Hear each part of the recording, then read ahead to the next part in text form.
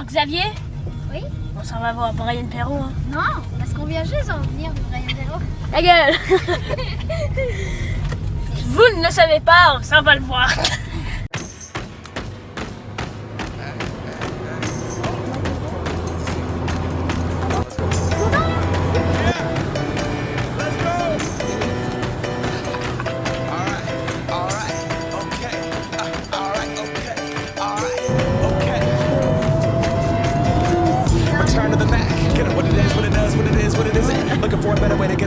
Vous parlez de un doudou, il parle de quoi? À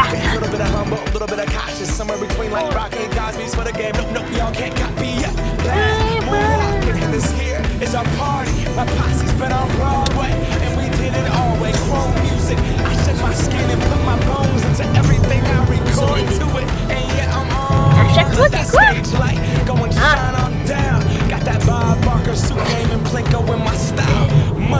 Sensory, vous ne voyez rien, vous voyez quelque chose, mais c'est pas beau à voir. L'imitation de Joe de Solo.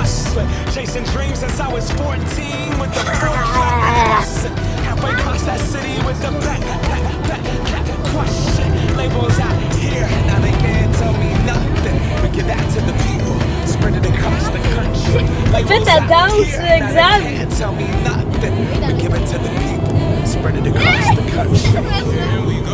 Ouais, je t'écoute. Donc,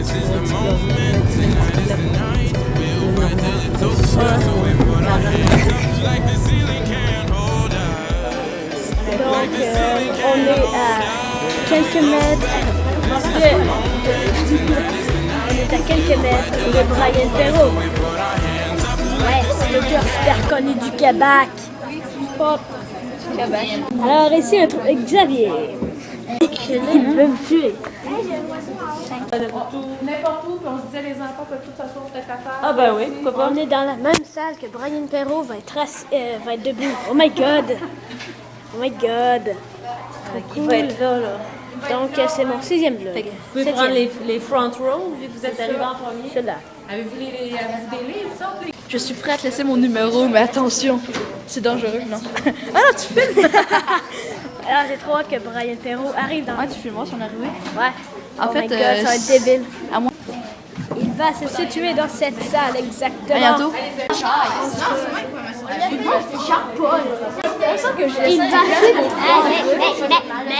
va se situer sur cette chaise.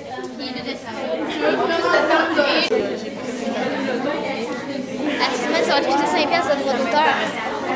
5$ mon champion, t'es même pas connu. Tu vas être connu grâce à moi.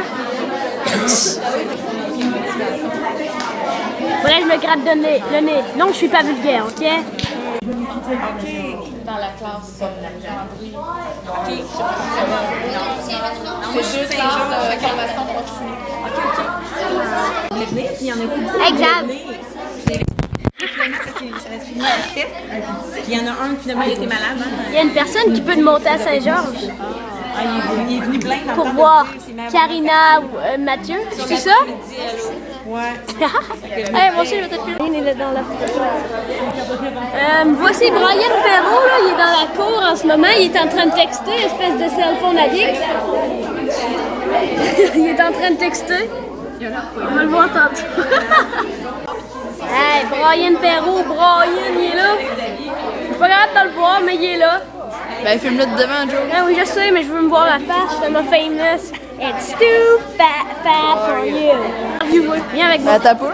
Ben, tu le rouleras après dans une demi-heure. Ah ouais, viens-t'en, arrive. Brian Perrault, c'est quoi? Ah, tu le mets à côté de nous, hein, pour nous surveiller? Exactement. Ah, non, il est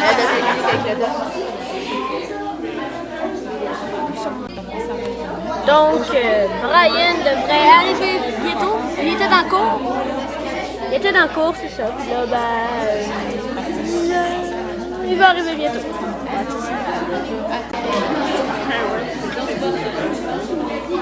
Toi, non, mais... Je suis désolée. Ah, c'est ta grosse tête. Et toi, je veux pas voir ta calotte. Non, mais c'est un géant. Burton, je conseille Burton, hein. Non, mais t'as vu le géant? Ouais, c'est super.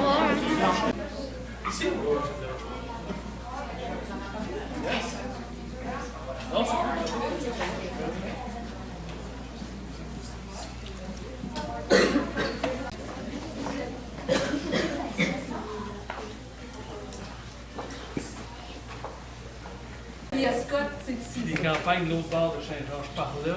J'ai fait des écoles 5 quelque chose. C'est que là, finalement, vous n'aviez pas fait le nord, là. Non, c'est ça. J'avais pas fait le. Je peux vous parler, mais ça va dépendre du beat que ça va nous donner. Grande révélation.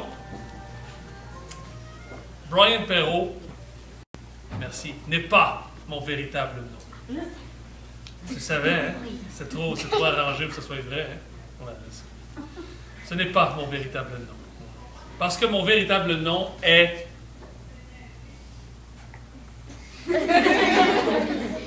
Brian Perrault. Et c'est mon véritable nom. Et en même temps, ce n'est pas mon véritable nom. Là, vous allez dire de quoi, c'est quoi qu'il raconte ce gars-là ici. Mon véritable nom, c'est Brian, B-R-Y-A-N, c'est mon vrai prénom. Comment ça se fait que j'étais un gars de Shawinigan, que je viens encore à Shawinigan, puis que j'ai un prénom anglophone, alors que c'est dans une communauté francophone du nord du Québec, bon, parce qu'il y avait beaucoup d'anglophones anciennement à Shawinigan, parce que c'est une ville industrielle qui s'est développée rapidement. Souvent, on me demande ça, on me dit « Brian, c'est quoi ta source d'inspiration? » La série Amos d'Aéro, pour ceux qui ne connaissent pas, premièrement, c'est mythologique, fantastique, médiéval. C'est quelque chose qui se situe entre Harry Potter et le Seigneur des Anneaux. Pour ceux qui l'ont lu, je ne sais pas si vous serez d'accord. Et la tâche du héros, c'est pas de combattre le bien ou le mal, mais c'est de rétablir l'équilibre du monde dans une grande guerre des dieux. Bon. Ça, c'est le premier tome. Hein? Fait que la première série en 2003, vous avez qui est sortie. Donc, il y a 12 livres comme ça, ou 4 comme ça. Puis ensuite, il y a sorti la série du Sanctuaire des Braves. Ensuite, des aventures d'Amos d'Aragon récemment. Bref. Quand on me demande de quoi je m'inspire, je dis que c'est mythologique, fantastique, médiéval. Puis moi, ma passion dans la vie, c'est une chose, c'est la mythologie. Si on savent, c'est quoi la mythologie? Chaque créature souvent représente un côté de l'être humain, une facette de son angoisse, tout ça qu'on se raconte. Et à ce moment-là, ça nous aide à passer à travers ça. Tu as raison. Donc les créatures fantastiques, ça fait partie de ça. Mais il reste 3 choses à trouver. Les... Il y en a un qui est facile, les... Peut-être pas les plafonds, là. Les... Dieu? Les dieux, monsieur, les dieux. Tout ce que les êtres humains se sont imaginés pour se représenter la construction du monde, monsieur. Et ça, depuis le début des temps. Arrête de me regarder à travers ton iPad.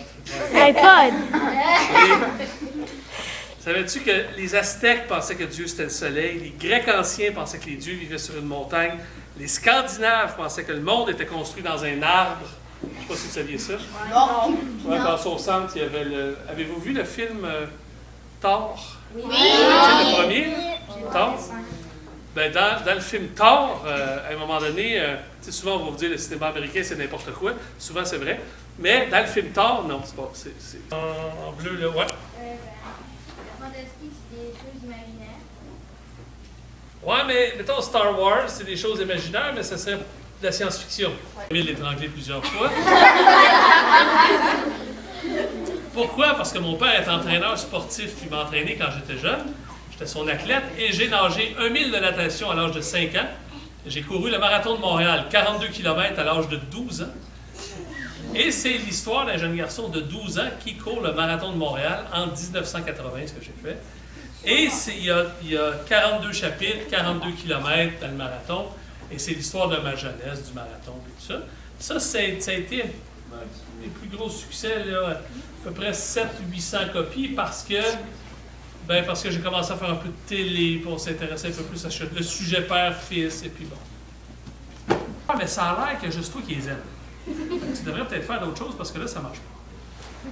Puis au bout de 10 ans, je me suis dit, regarde, moi, je n'arrivais pas ma vie avec ça. Moi, j'étais professeur dans un cégep. J'enseignais le théâtre et la littérature.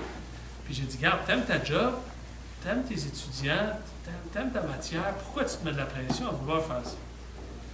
Et à ce moment-là, souvent dans la vie, il y a des Y. Des Y, ça c'est... Bon, bien juste, c'était ici que tu fais signer ton livre? Ah là là, je te vois. J'ai pris une photo avec Agadie. Oh my god, Justin, il ne reste plus que 120 quelques personnes avant que... Ouh, Justin! Ah putain, non.